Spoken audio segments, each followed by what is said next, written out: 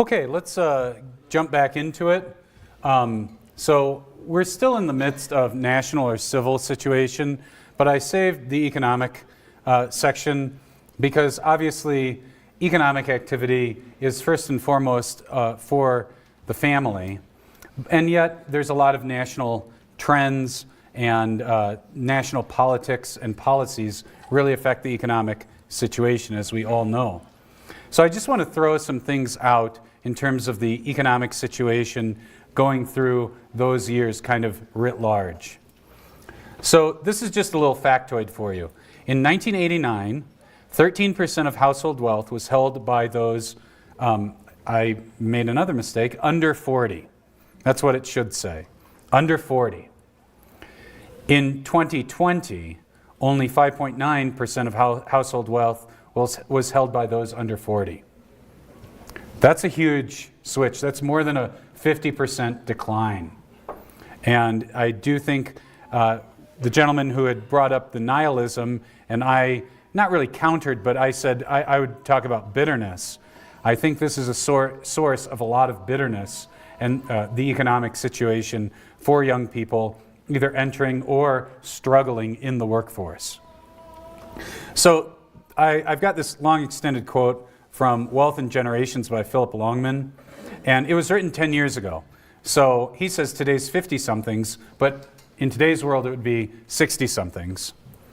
May be part of the first generation in American history to experience this kind of lifetime downward mobility. That's what his overall article is all about, downward mobility through the recent generations in American history, in which at every stage of life they have had less income and less net wealth than did people who were their age 10 years before.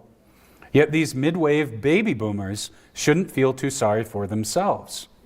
That's because, as we shall see, they were far better off as 20-somethings than were subsequent cohorts of Gen X 20-somethings, and especially better off than today's millennials. Now bring it 10 years into the future as the Zoomers are starting to get ready to get into the workforce, or even are. These vastly different economic trajectories experienced by today's living generations are basically unprecedented in American history. Throughout most of our history, he means American history, inequality between generations was large and usually increasing. I mean, isn't that what we talk about the history of America? Well, I just want things to be better for my children. And for many, many, many long years and generations, that was true on the economic side. That generally speaking, again, I know there's exceptions, your sons and daughters economically had it better off than their fathers and their grandfathers. You know, so yes, there was inequality, but it was moving in the right direction. Yeah, that happy reason that most members of each new generation far surpassed their parents' material standard of living. Today, inequality between generations is increasingly for the opposite reason. Here's a little chart for you. This is for inflation-adjusted dollars, so it's apples to apples in 2013 dollars. Even as recent as 2000, look at, so the blue line, just to explain the graph, the blue line shows income of family heads aged 25 to 34.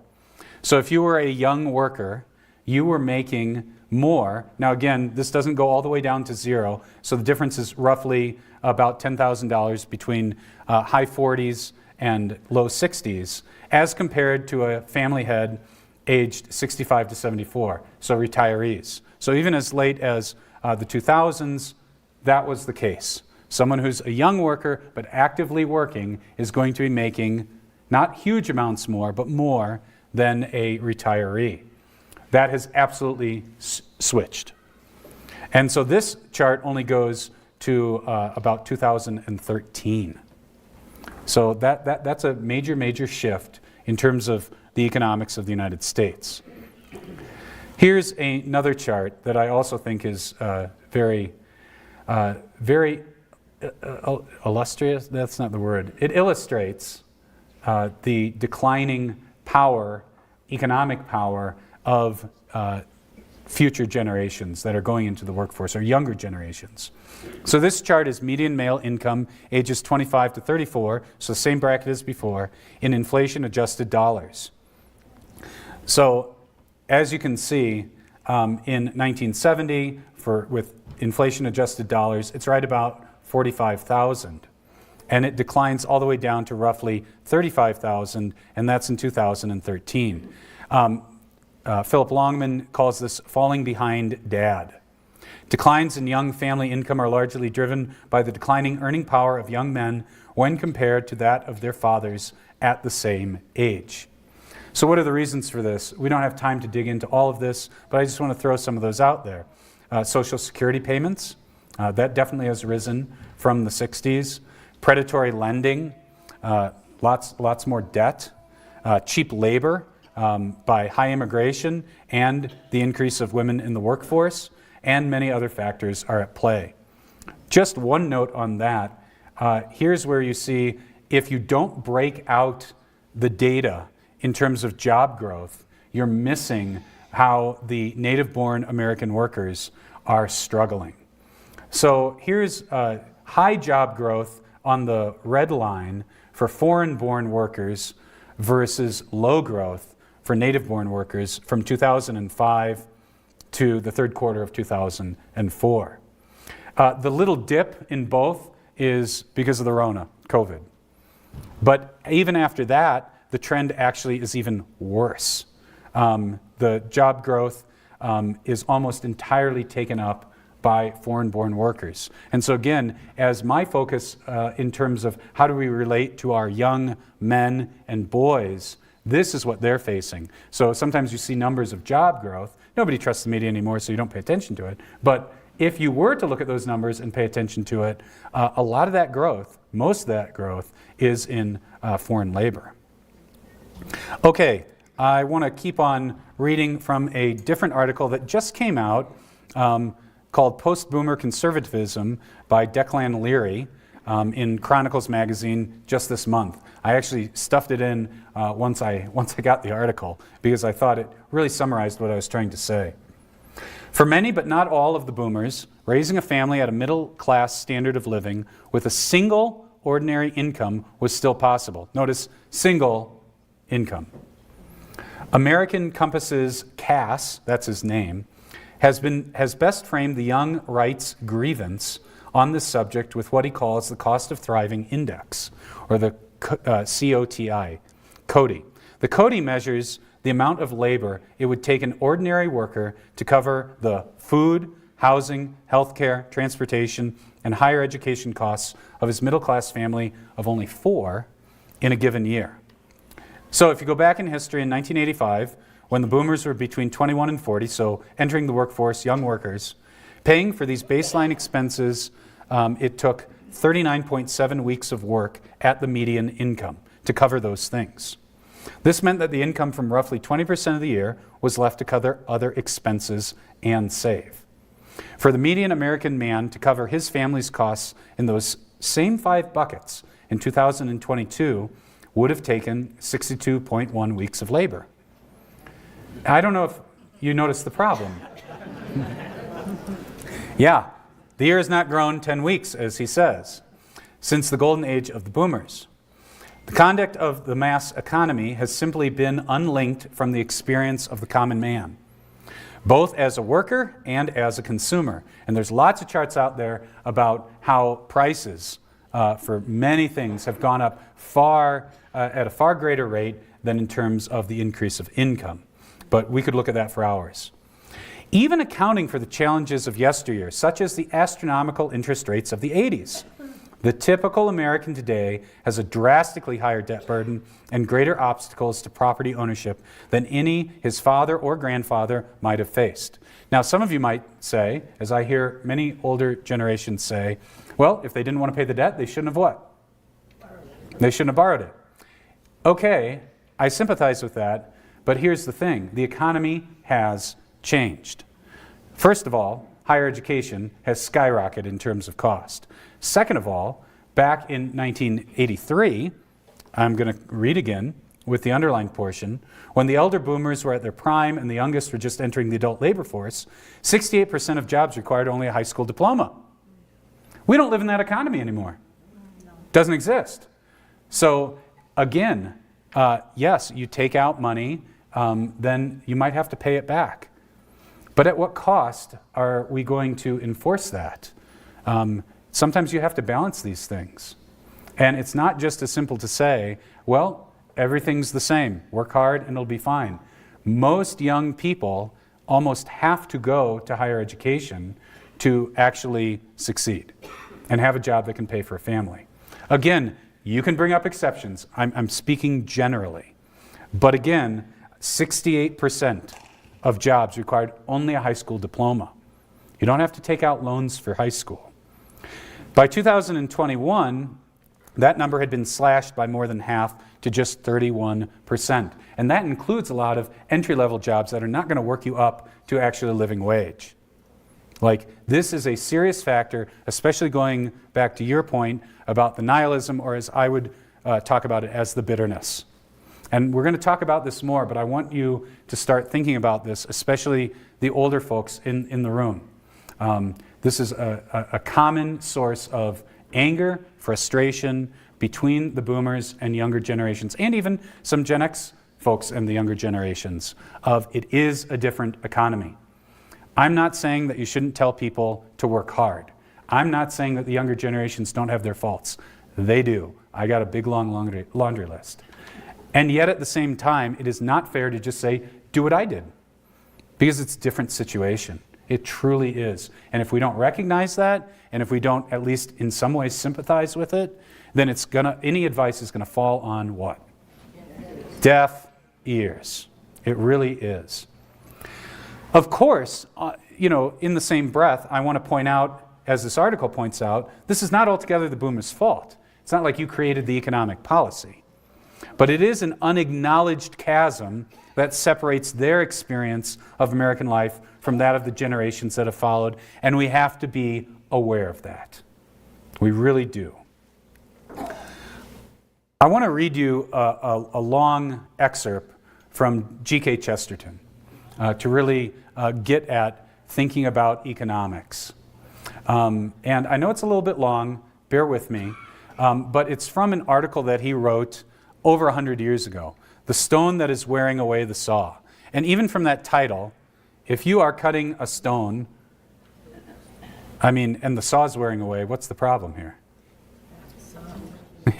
Yeah, the saw is wearing away, and that's not good. He's assuming that you're using a stone-cutting saw, right? You know what I mean?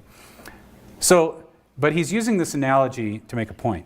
The terrible danger at the heart of our society, and he's saying this over 100 years ago, is that the tests are giving way. We are altering not the evils, but the standards of good by which alone evils can be detected and defined. So what's being changed? The true eternal standards that are good, or is the evil being measured by the good, or is the good being measured by the evil? That's his point here. If what I mean by test is not plain, I give the plainest case. An honest man falls in love with an honest woman. He wishes, therefore, to marry her, to be the father of her children, to secure her and himself. All systems of government and economic policy should be tested by whether he can do this. If any system, feudal, servile, or barbaric, does in fact give him so large a cabbage field that he can do it, there is the essence of liberty and justice. That's not how modern conservative Americans have often thought about it. It's been very abstracted. Well, we have to follow these abstracted ideals of freedom or hyper-capitalism or whatever, instead of measuring our economic policy against the most fundamental institution, which is what? Marriage and family formation. And it's switching those two things. Don't get me wrong, I'm not a communist, you know what I mean? But my point is that you can't just have loyalty to abstract political or economic theories. And that's his point. He would rather have, to put it bluntly, a barbaric society that still allowed your average man to marry your average woman and to be able to have kids and at work, than to have some pristine form of government that we think is biblical or ideal or whatever. That's his point. On the other hand, if any system, Republican, mercantile, or eugenist, does in fact give him so small a salary that he can't do this, there is the essence of eternal tyranny and shame. What does it actually produce? This clear, sharp, shining ideal of a decent marriage ought to be the saw that cuts its way through the stone of the world. But in truth, it is the stone that is wearing away the saw. It should be the business of moral philosophers to maintain these demands for men, women, and children, and criticize in the light of them a system that only gives a man 7 shillings a week. Instead of that, the modern moral philosophers occupy their lives in explaining how he had better not fall in love, why he need not marry, how we need not have children, and in short, how his abominable employer may still go on paying him only 7 shillings a week. So everything is flip-flopped. To end the quote, and there's goofy old G.K. Chesterton. Instead, and this is how he summarizes, instead of testing the passing institutions, because again, political and economic systems are not actually given down in the scriptures, There's nowhere in the scriptures where you have to be a capitalist. Now, some are excluded, like communism that denies the basic fundamental institutions of society, denies private property. So yeah, there's out of bounds. But there's nowhere in the Bible that says you have to have a representative democracy. There's nowhere in the Bible that says you can't have a monarchy. So that's his point. The passing institutions have to be judged and tested by the eternal institutions. We are nibbling away the eternal institutions and leaving ourselves with no test at all. Or in other words, what good is a high GDP if people can't form families? What good are cheap goods if you can't hand down a land and a nation to your posterity? What good is cheap labor if that means your sons can't form families? That's measuring economic and national policy by the eternal institutions. Since we just got started, anybody have economic questions? Or can I keep going? I'm going to keep going. I'm going to pretend I didn't see anyone. I didn't actually, but okay, let's jump into the familial situation. If you have economic questions, just keep them in your head. So again, we could go on and on and on and on and on. The lady over there brought up tech. I'm going to mention it, but if you want to talk more about it, we can. So again, born in 1960, 80, and 2000. Let's dive into the familial situation, at least just briefly. So again, broad strokes. Maybe not true for you, but generally applicable. If you were born in 1960, in America, there were very few out-of-wedlock births. That just was a very rare thing. In the low single digits, actually, as a percentage point. No-fault divorce did not exist. Not just rare, but it did not exist. Anybody know who brought no-fault divorce into America? Ronald Reagan.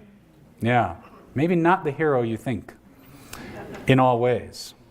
Also, in terms of family situation, if you were born in 1960, your mother was probably raising you during your younger years, if not a full-time homemaker. I know that not every woman was, but it was the majority, or at least a sizable percentage. Boys are boys and girls are girls. Each had their own separate time and spaces to develop on their own. And another one of those things, if the older generations could dwell on, please, please, please, think about that gift that you got. Anybody here born around 1960 who had a girl on their Little League team? No. Girls and Boy Scouts? I mean, Boy Scouts is a whole mess anyway, but just, you had, I mean, they're the junior Masons, right? But anyway, you had time with just the guys. You had time. You probably, when you went on a hunting trip, it was just the guys. Now again, different families have different traditions. I'm not saying that it's immoral to bring your daughter hunting, okay? I'm not saying that. I'm trying to get you to think about how many times did you get to just be guys with guys? You had tons of time to do that. Same with the girls, too, right? But of course, all male spaces now are invaded by girls. There's precious little time for guys to develop into men. And it's very necessary for them to do that and for the guys to act just like guys on their own. You know, you put a woman in the room and it changes the dynamic, and rightfully so. You know, not to beat a dead horse, but this is why so many people were very, very upset about the seminary admitting women. It changed the dynamic. It totally changed things. I've talked to professors, and whether they agreed with the switch or disagreed with the switch, every single one said, oh yeah, it changed the classroom. And it changed the culture. I mean, think about that loss. Think about young men being in college, around my age, being at college with women, right? And now they have 4 years, well, 3 years, 1 year is a vicarage, but they have 4 years to develop into a brotherhood. You know, it is an incredibly male place, and it is an incredibly male place to this day.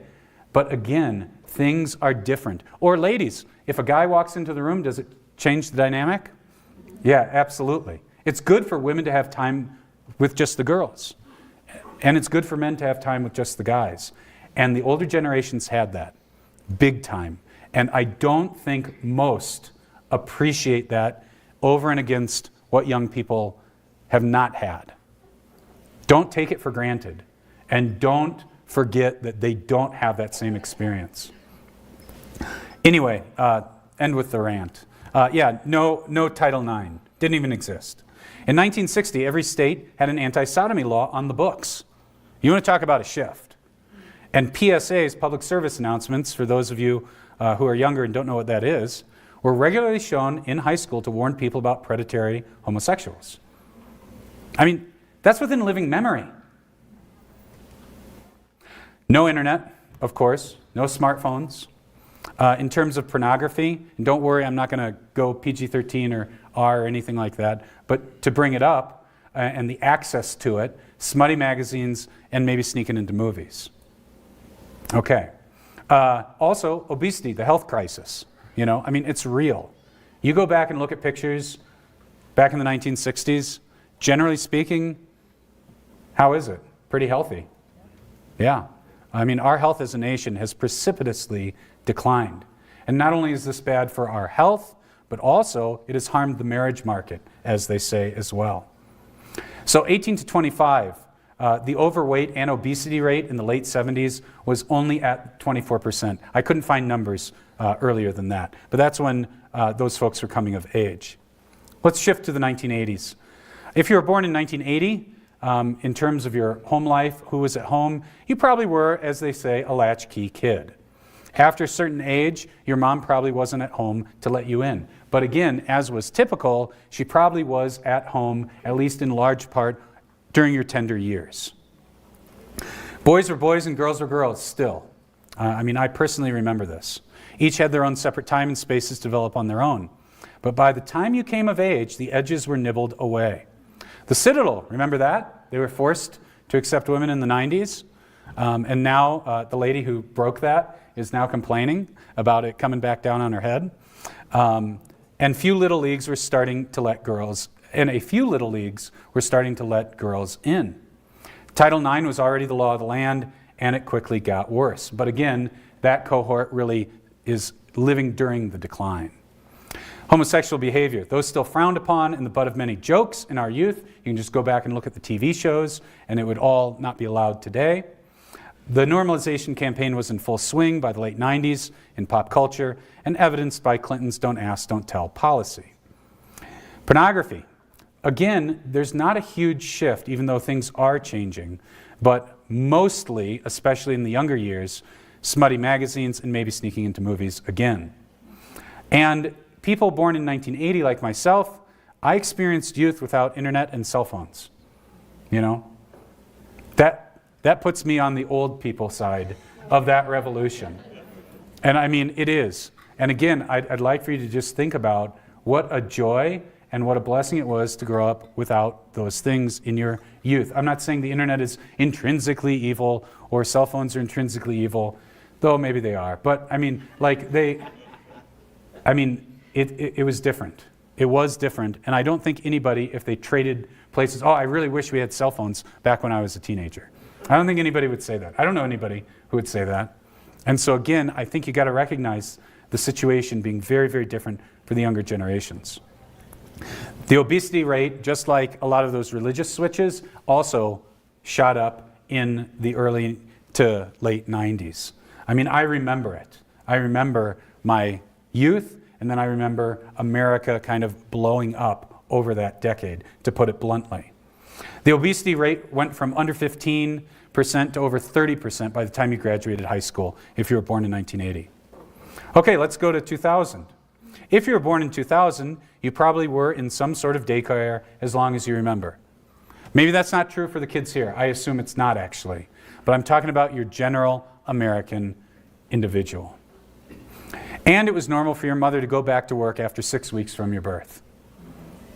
Now, if that isn't a shame and going to kneecap a person later on, I mean, again, if that was you, in terms of being the mother or the father in that situation, and you had to do it, I'm not trying to beat up on you right now, but I'm just saying, whether it was for good reasons or selfish reasons or anything in between or mixed, that does kneecap a child.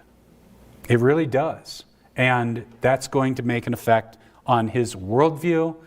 I hate that word, but whatever. His outlook on life, his perspective, and his development. And we have to take that into account. You never, if you were born in 2000, knew a time without the internet, and smartphones were available by the time you were a teen. Pornography, and this is why I brought those other things up. The most despicable acts and images beyond imagination are available 24/7 by just a few clicks on the internet. I mean, the carnage that has done to young men and women is just inestimable. I mean, it is just astounding. So, I mean, we just got to know about it. We got to know about that reality. Also, if you were born in 2000, you never knew a time that the obesity rate was under 30%, and now it's at 40%. Most, 56% of your peers, 18 to 25, are overweight or obese.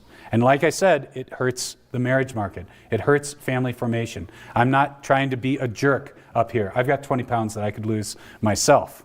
But my point is that all of you, whether you are young or old, let's just be honest for a second. When you're looking for a wife or a husband, either way, does attractiveness play into it? It does. Let's just be honest. Should it be the highest? No. But even for a Christian, does that come into it? Absolutely. And that's just a factor that we have to talk about. And it's a thing that really harms the dating market and the marriage market of today's youth. Also, the year before you were born, Clinton had brought into the federal government Pride Month. You have no memory of America having sodomy laws, because by the time you were 3, Lawrence versus Texas struck them all down. And when you came of age, gay marriage was enshrined into federal law, Obergefell in 2015.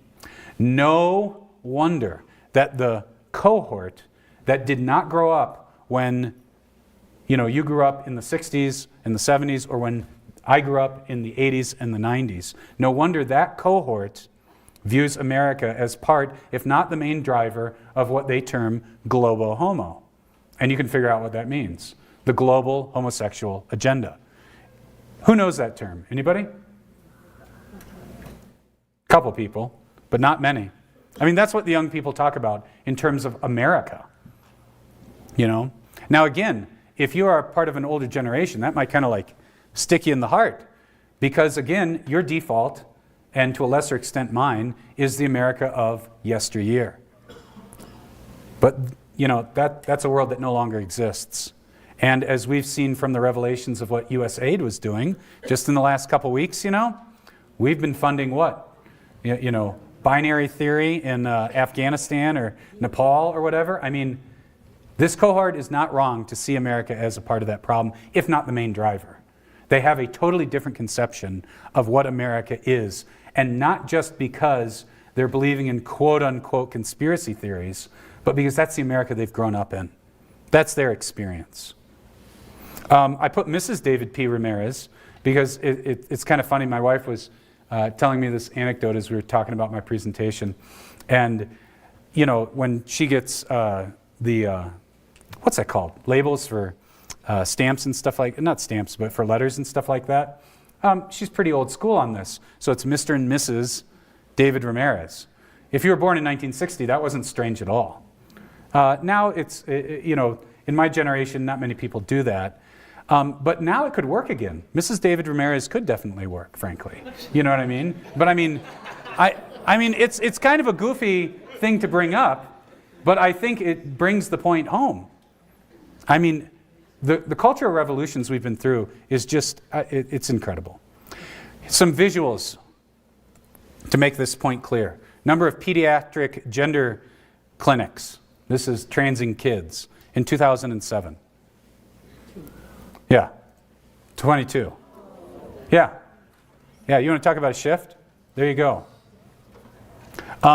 Average time with friends. This gets to the tech and the internet and the cell phones.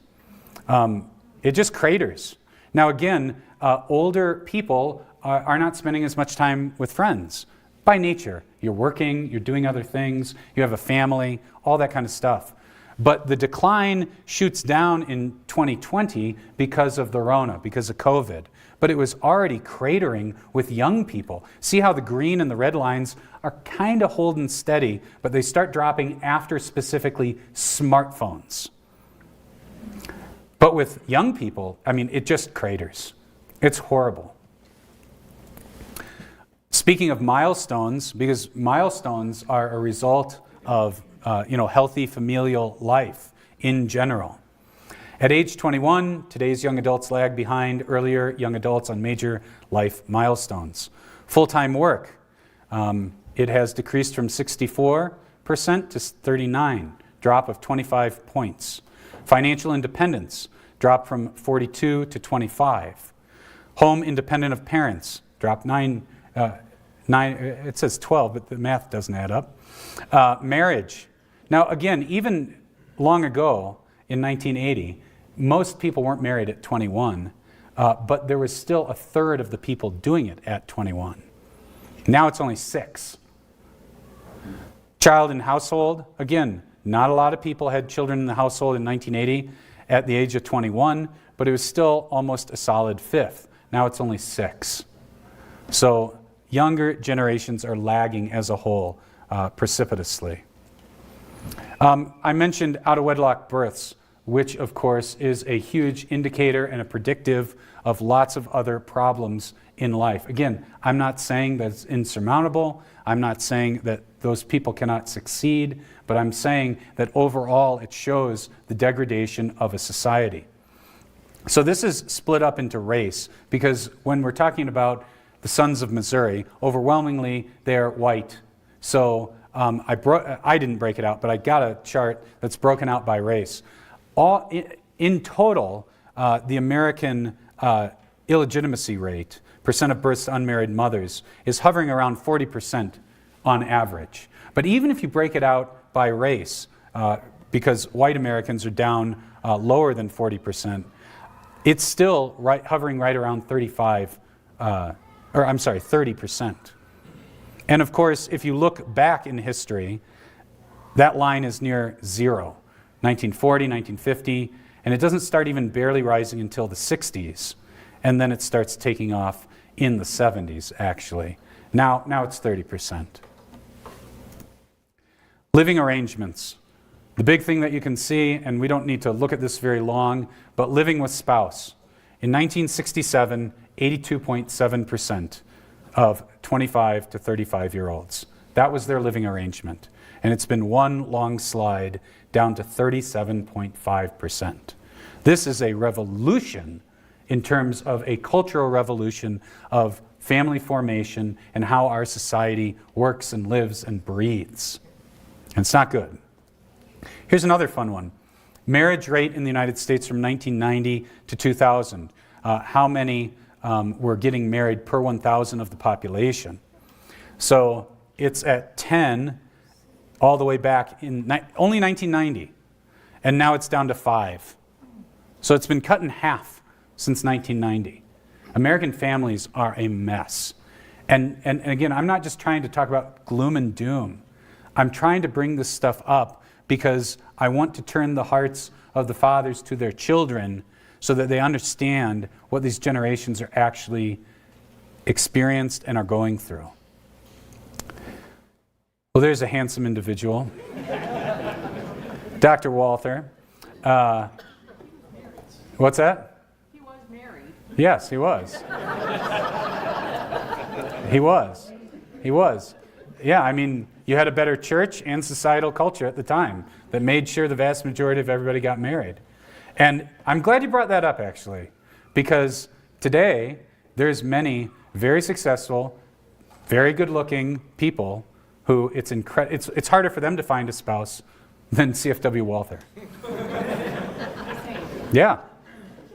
Well, here's what he has to say about discipline in the home as it relates to everything else. Discipline in the home, das Hausregiment, is the basic foundation of all divine world order. When domestic discipline exists, then also other disciplines will be in balance. If domestic discipline declines, there is a resulting deterioration of all the other disciplines in the world that stem from domestic discipline. Unless, at least in Christendom, there is a renewal of proper direction and sacred regard for home discipline, we are surely facing a fearful time.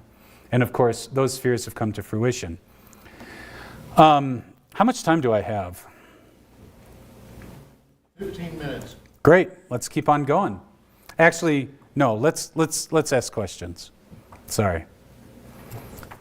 Or not. Any questions? Any comments?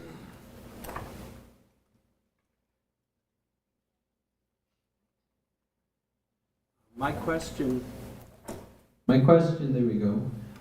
My question had to do with one of the charts that you had that stopped at 2012 about the financial situation. I was wondering if you had looked up or found some more recent, how that trend, whether the trend was continuing exactly the same way or what's been going on. Yeah, I don't know which one you're talking about, but what I can say, regardless of which one is that I made sure that even if it was an older chart, either the trend continued or it kind of stabilized out. So recent events, the last 10 or 12 years, have not significantly changed the picture.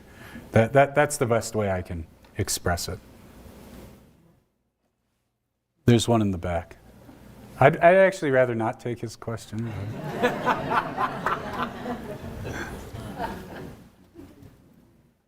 Now we're all wondering who it is. Yeah.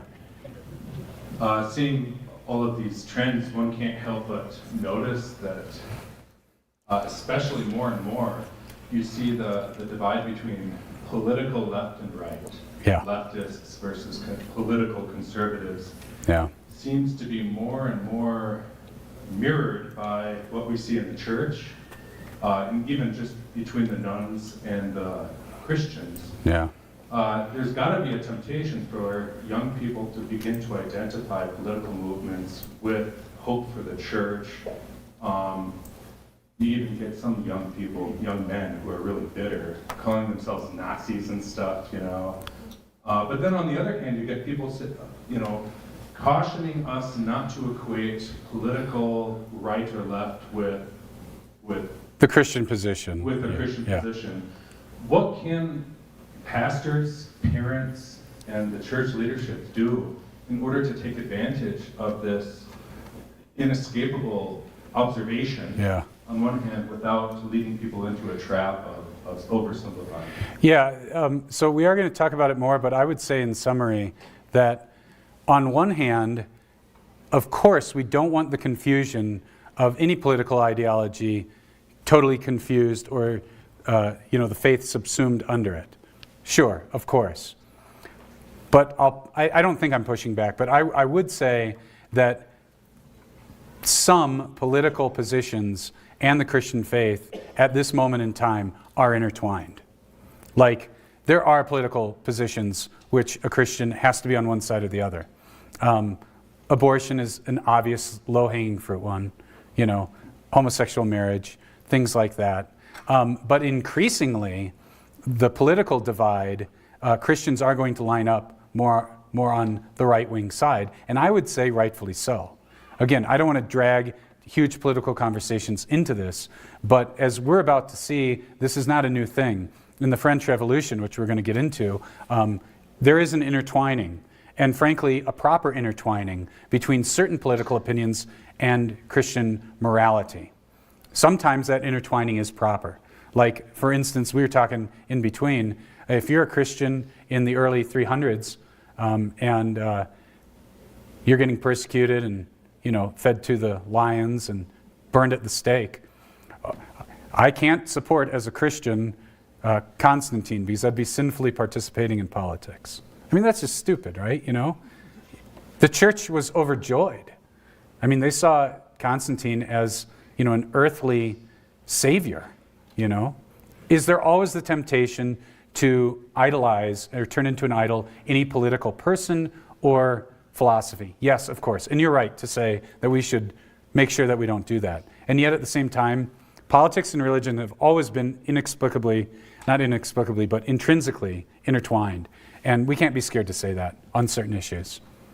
So we got to make careful distinctions about that. I see. Can you pass it to?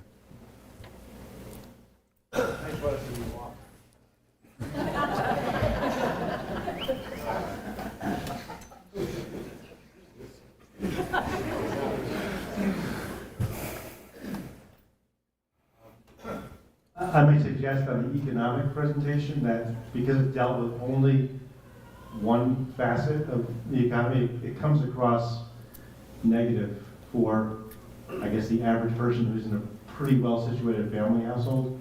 If you factor just family intactness on that, the picture changes much better. I mean, they say if you don't go to prison, don't get addicted, don't have a baby out of wedlock, if you do some baseline things, your opportunity is not as dire as that looks. Yeah.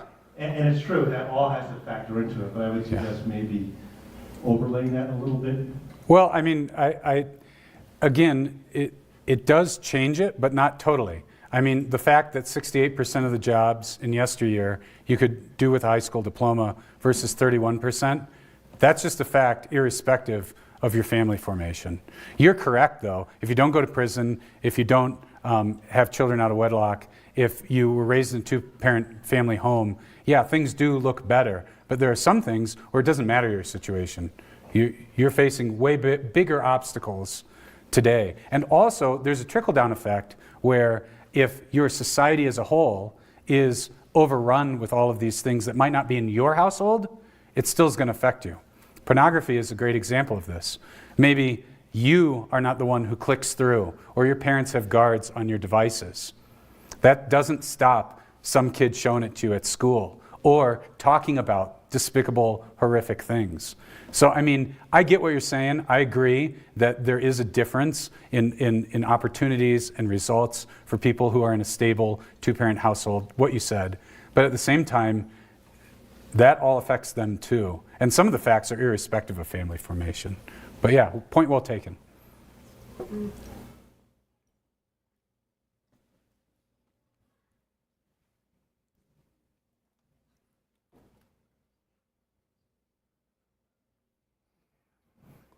That cost of thriving index number, clearly expectations have changed over time, over the generations, and certainly you mentioned university, college, is the expectations way higher than it used to be just in order to get a basic job. But that was the same, like college back then and college today. Okay, so has the expectation, did the author control for higher expectations of the current generation? When I've read some of the things about, actual physical hunger, that the expectations about what is poverty and the expectations about what is a decent life nowadays, how did he control for the rising expectations? So the way I understand his data, so limited understanding, but the way I understand his data was that those 5 buckets, just like averages, But the reason why your average or median American worker trying to support a family of 4 is because of what I kind of alluded to, the prices going up. And so if I can kind of go off of this for a moment, yes, it is kind of cliche, and there's some truth to it, to make fun of younger generations with extravagant expectations for food or travel or things like that. And I've got those gripes too, You know, what do people call younger generations? What are some of the names, you know? Whippersnapper. We have someone born in 1955, you know? So, yeah. Born with a silver spoon. Okay, that's an old saying too. Snowflake. Snowflakes, thank you. That's what I was looking for, a snowflake. Now, that's a lot of, you know, you get offended by everything and stuff like that. But I mean, yeah, you want to make fun of the millennials for their avocado toast or whatever. You know, I mean, like, sure, okay, but he really tried to do a good job of saying this is baseline food. So sure, a personal or individual family may be going over their budget because they are extravagant. And I'm really glad you brought up this point. Because yes, I think we could have some really good critiques for, hey, if you're under a mountain of debt, why are you taking a vacation somewhere? Save. Okay, but this article is saying that even if they were as thrifty and as hardworking and all those things as previous generations, they still aren't going to make it. You know what I mean? On average. And that's the point I was trying to bring out. So yeah, we can have critiques, but still that baseline rate is just very, very insurmountable. And so that's where, I'm kind of jumping ahead, but that's where when younger generations are bitter, you have to carefully distinguish and make those good distinctions of, well, some of this is your fault, but not just focus on that, but also sympathize and acknowledge some of this isn't, and this is crushing. But you could polish up on these things. So, do I have time to keep going? Is that allowed? 2 minutes. I'll just stop there unless there's a question. Any other questions? Doesn't look like it. Let's take about a 5-minute break. Andrew will play. Oh, sorry, there was one here. Too late. Too late.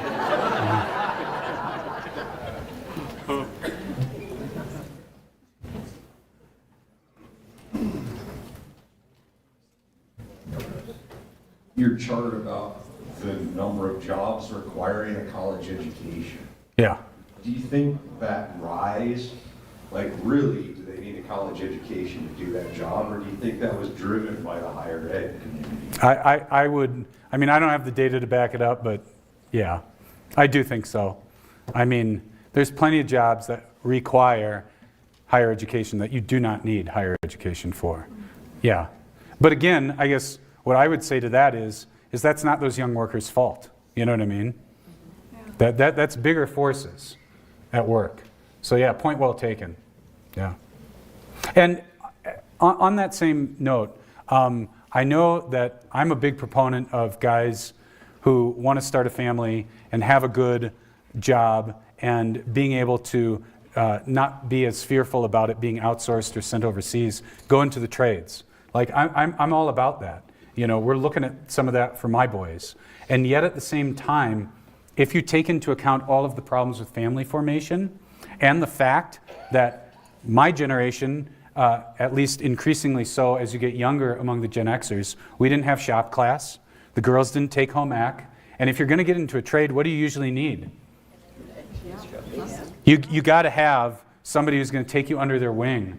And so I'm all for, and I know the college here has talked about doing stuff with trades and all that kind of stuff, and a lot of people talk about this. But I think we also have to recognize that there's a lot of young men who they weren't taught that stuff by their fathers, you know?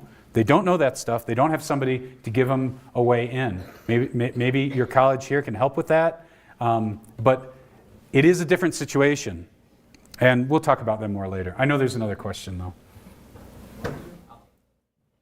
They'll hold on to it Okay, later. sounds good. We'll take a break. Sounds good. How long? About 10 minutes. 10 minutes, great.